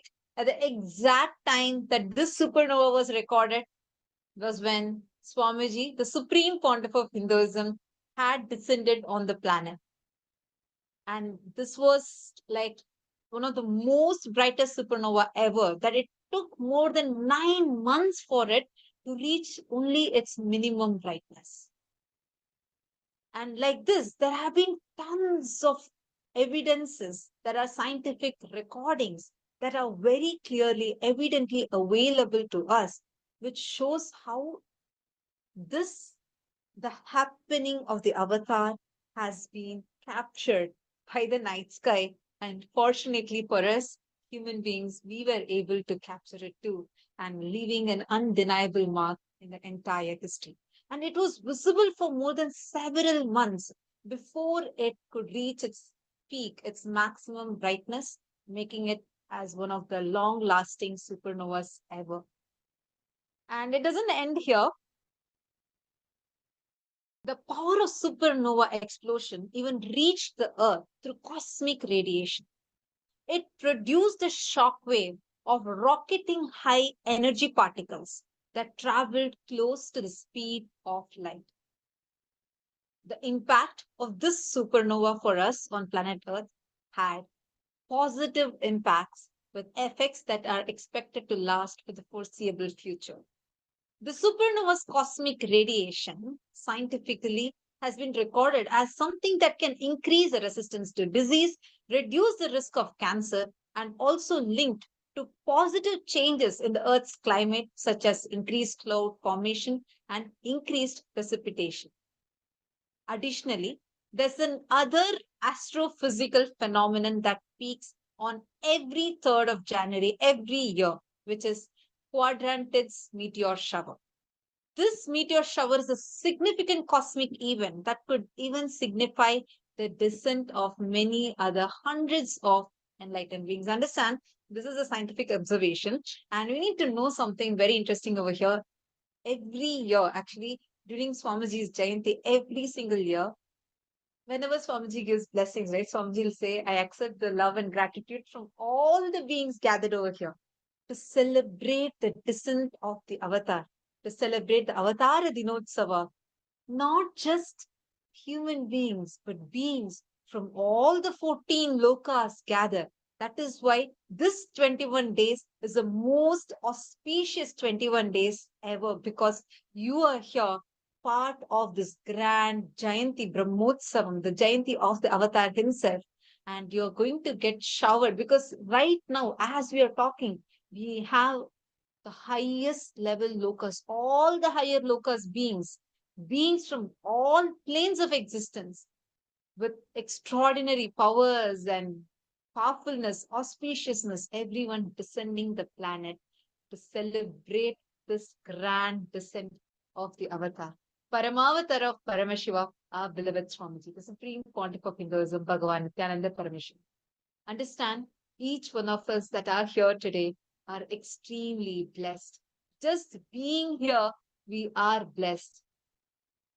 Anybody who wants to offer, actually, we have a special seat available for anyone who wants to offer Pratyaksha Pada Puja to Swamiji on the 3rd of January. Anybody who wants to offer, please sign up right away. Just head to this link and sign up right away so that you don't want to miss out on this opportunity. And actually, each of these events holds tremendous significance. And for every avatar's descent, this is very clearly recorded. So why we are sharing this with all of you is in Hinduism, this clearly every event when an avatar descends from time immemorial, each of these events are very clearly recorded because the cosmos responds very powerfully each time when an avatar descends. Every single time when the highest cosmic energy descends on planet Earth, it is immensely powerful. It has profoundly powerful impact on planet Earth. Like how when Bhagavan Krishna descends or Bhagavan Sri Ramachandra Prabhu descends, each time it is very clearly recorded the impact it has. Like for example, the birth of Bhagavan Sri Krishna is dated back to around 3228 BCE on the 21st of July. And the whole cosmological positions are clearly recorded. For example, Mahabharata declares and records very clearly how on the 13th day of the war, there was a comet that was seen in the sky. Each of these events are recorded because it signifies the impact that various important happenings has on the cosmos. Same way, the descent of the Supreme Pontiff of Hinduism has left an undeniable record, an undeniable evidence on the night sky, marking the descent of superconsciousness on planet Earth. And not just that, when Swamiji said that, when we experience Swamiji, when he blesses us, we experience so much of positivity, auspiciousness, so much of healing, everything happens. This is once again recorded scientifically when they say how this supernova, just through the blast of the supernova, there is so much of healing that was experienced in planet Earth. So many people experience that immense healing and beautiful transformations in their life. Overall, itself there was simply shower of positive energy. Just surely the descent of the avatar. And understand, time and again, whenever we celebrate the Jayanti Brahmotsavam, we are celebrating that immense cosmic energy shower that happens. During this time, Swamiji, the whole energy as a super consciousness comes down to the most accessible level where even human beings can access that highest frequency. So every one of you that are sitting here, you are here in the right time, in the right place, with the right person, in the right space. During the Jayanti, we are here with Paramashiva to experience the superconscious meditation for the right purpose. So please understand, cosmologically in every single aspect, this has completely aligned for us to experience that beautiful superconscious beauty. So how do you feel being here? I see Daniel Bhatia is posting saying that I'm getting so excited. Oh, that's Davies has posted saying he's feeling very excited, and Daniel Bhatia is saying he also wants to offer Pratyaksha Pada Puja. Actually, all the participants understand you have this wonderful once in a lifetime opportunity. Do not miss out. Go ahead, head to the link right now, and you can sign up to offer Pratyaksha Pada Puja. Our team will contact you right away and support you with it. So many of you have posted many beautiful messages. I see many of you saying, wow, this is so exciting. Absolutely. Understand, if you are able to even know this, out of billions of people, you are getting a chance to learn about this right now. Imagine and see what a blessing you must be having to even know about this. please take a few minutes. Do not miss out. Head to the link now and sign up to offer Pratyaksha Pada Puja.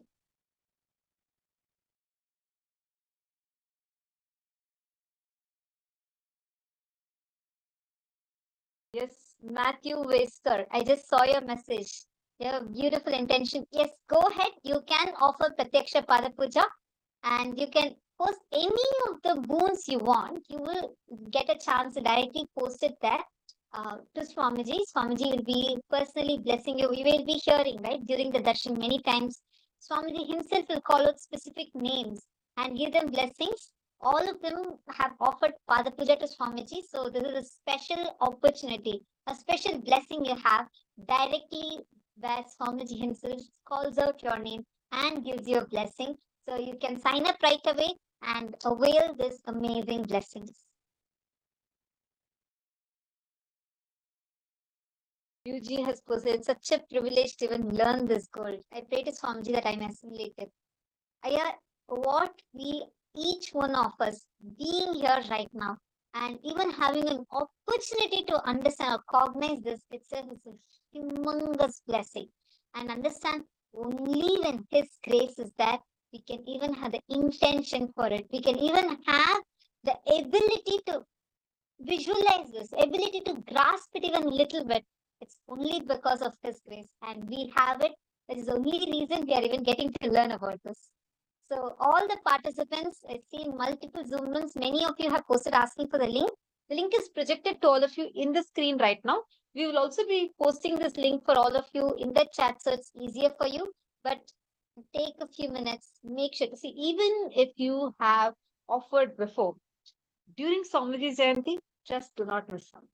Just don't miss out during Swamiji's Jayanti day. It's the day when Swamiji had come down for all of us. So take a few minutes and head to this link and please sign up. Every one of you that are here today, we are all going to be receiving this extraordinary gifts. We are going to be receiving this profound experience. I see Ryuji Aya has commented, he's posted in the chat saying he feels extremely blessed and he feels wow to listen to these golden revelations. See, understand, each of us that are sitting here, like imagine who would know that, we will be able to access the 14 lokas, being able to know we exist in these 14 lokas. And today, most importantly, we are having the initiation that you're actually going to be traveling to these higher lokas. And for every one of us that are sitting here, it is not just learning about these sciences, Swami is actually enabling us, gifting us with the access to these sciences. Every one of you that are sitting here today are going to be receiving this initiation, this experience. Now, let us all get ready to receive this experience. Today, we are going to be having the darshan of the form of Paramashivoham, the Linga Murti, which represents the manifestation of formlessness to form, the manifestation of the entire cosmos into a form, the source of the big bangs and black holes, the source of all the powerful, all the experiences. He is the source of the cosmos. He represents, Linga Murti represents the manifestation. He represents the big bangs, black holes. And today we are going to be receiving this most powerful darshan. Literally, initiation, when Swamiji enters into us through initiation, that is big bangs happening inside of us. When we merge into Swamiji, into that space of oneness, it is us experiencing the black hole. Let us get ready to experience this ultimate cosmic feast. I request every one of you to please settle down.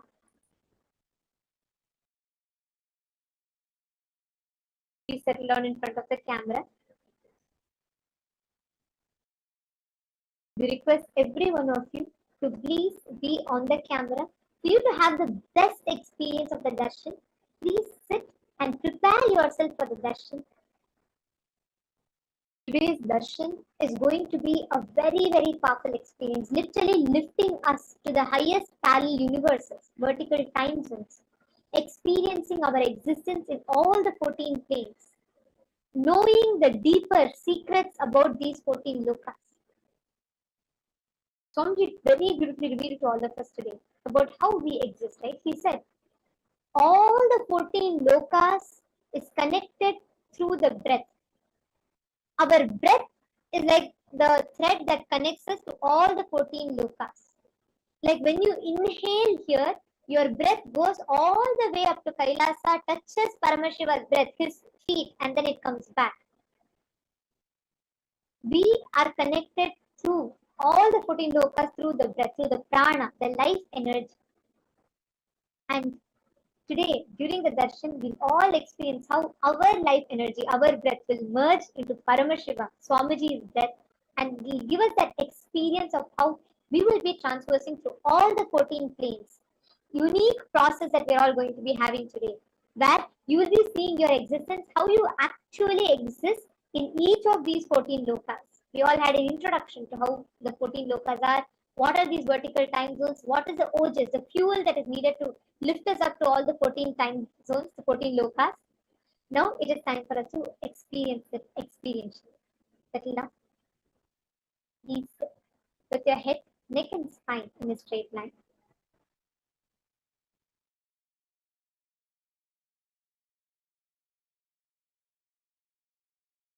Please relax from any type of distractions. Keep your phones away. Do not talk. Let us all prepare ourselves to receive the darshan. The best way to make your inner space fertile to receive the initiation is awakening, giving yourself the experience of gratitude with your whole inner space, flowering in the space of deep gratitude.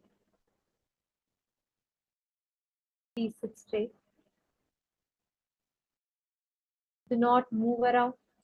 Darshan is the most sacred moment where you are coming face to face with the avatar, where you are experiencing the ultimate oneness with the avatar, where the super consciousness, Paramashiva, Swamiji, comes in a plane, in a frequency that is the most conducive, the best permutation for us to absorb in the most easiest way possible. Just by looking at the avatar, just by glimpsing the avatar, our whole inner being, our inner consciousness will absorb the existence. That is darshan, where you are coming face to face with your highest existence, with the highest superconscious manifestation. Please settle down.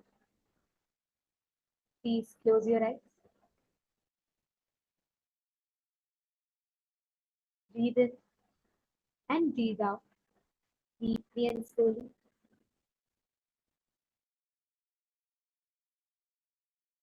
Connect to Swamiji.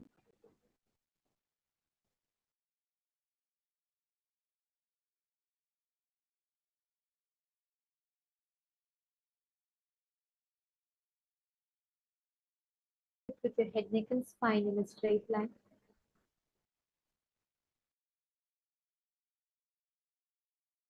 Avoid any conversations, avoid any distractions.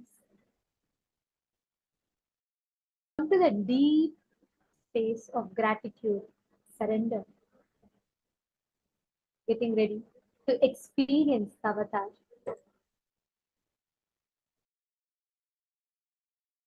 Please close your eyes. I request all the participants to please settle down in front of the cameras. Please do not move around.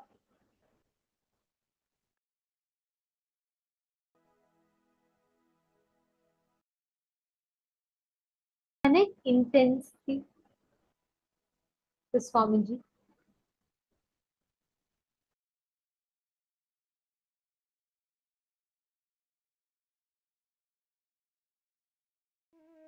Get ready to experience the cosmos. Get ready to experience the 14 lokas. Get ready to travel to the 14 lokas. A unique, powerful process which is going to make you meet your highest possibilities.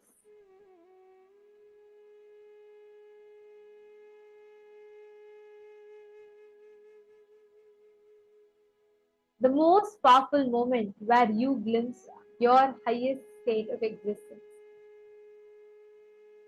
Bring your whole awareness to your breathing. Breathe in slowly and deeply. Breathe out slowly and deeply.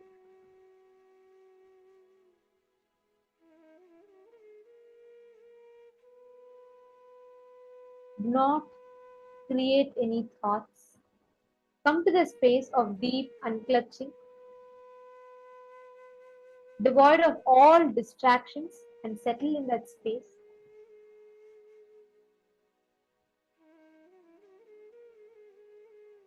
Surrender all your thoughts, worries, whatever comes up in your inner space. Surrender all of them at Swamiji's feet. Drop all your worries, all the thoughts, distractions, disturbances, anything that loads your inner space, just surrender it to Swamiji's feet and sit in the deep meditative state of gratitude, completely unclutched in the deep surrender.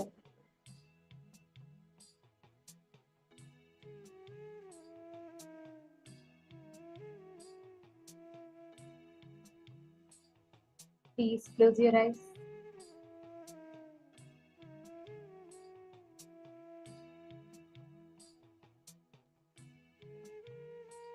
Bring your whole awareness to your breathing. Every breath of yours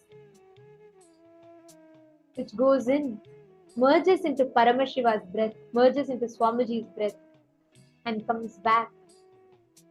Every breath of yours which travels through all the 14 lokas and comes back. Inhale slowly and deeply.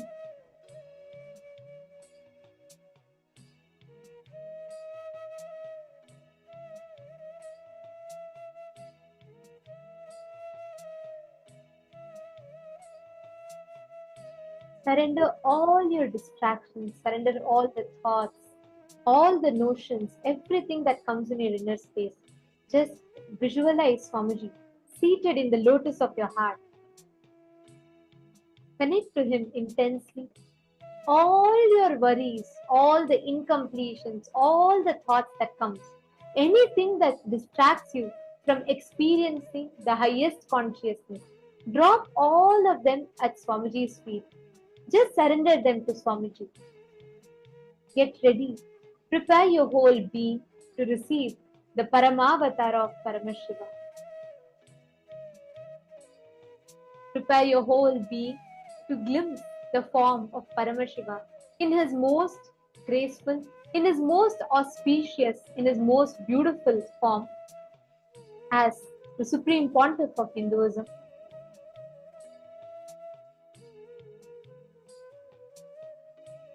Please be seated in front of the camera. Trip.com. Book cheap flights.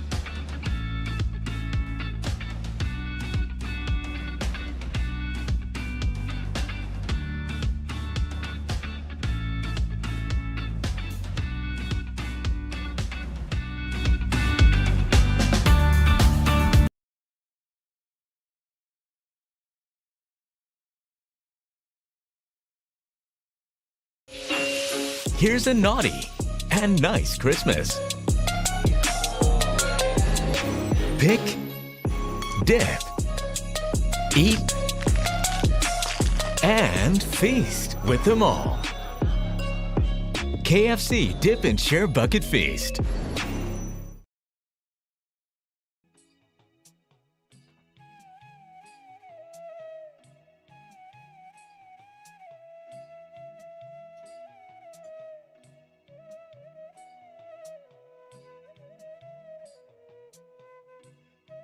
Surrender all the thoughts, all the worries, all the incompletions, everything inside you that distracts you.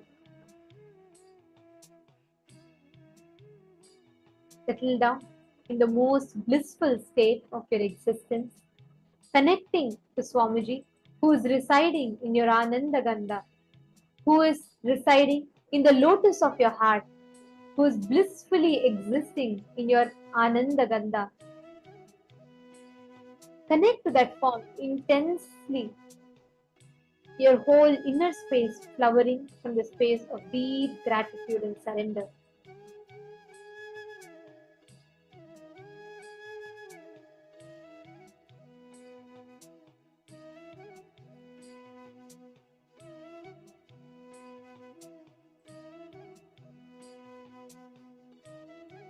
Let your whole inner space get ready to receive Swamiji. Let your whole inner space prepare to receive the grace, to receive the initiation, to receive the experience of superconsciousness descending into us.